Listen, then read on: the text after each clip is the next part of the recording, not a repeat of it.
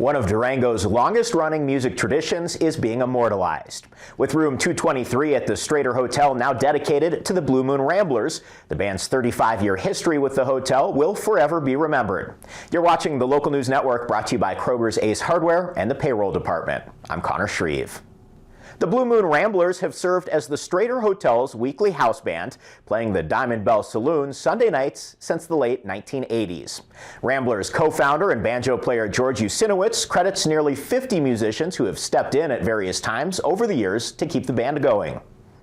Whether they came in and sat in for, one song or many, or for a set, or for one night, or for multiple nights, or for years, and each one of them was extremely important in order to, keep us going and get to where we are.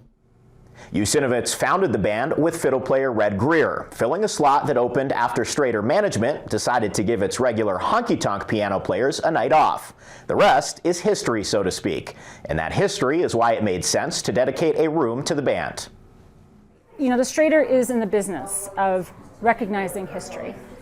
We are continuing to be relevant to our community in that way, and we're really proud to have had this opportunity, especially with this particular group today. Strater Hotel General Manager Tori Ossola says the band is the first musical act to have a room dedicated, joining notable community members, celebrities, and others who share a history with the hotel or area. The Blue Moon Ramblers' history is a long one, but still, after more than 3 decades, Usinowicz says his appreciation for the gig and the music is only growing. I don't want to say it's a religious experience, but it is something I honor, I respect. I just feel that I'm walking into, not quite a temple, but I'm walking into an environment where, I'm going to be playing with friends.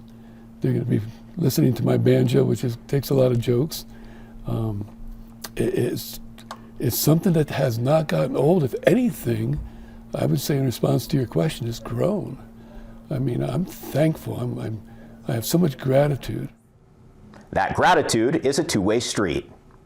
What kid doesn't want to go home and say to their parents, you're not going to believe what I've just heard tonight, who I've met tonight. And I'm not a kid per se, but I certainly am honored to tell my friends and family from near and far about who I know and who I get to hang out with on Sunday nights. And so I'm really excited about this. Usinowicz credits the Strater's status as one of the top heritage hotels in the country with helping the band spread its brand of Americana music to a vast array of visitors. And having guest lists of people from all over the world.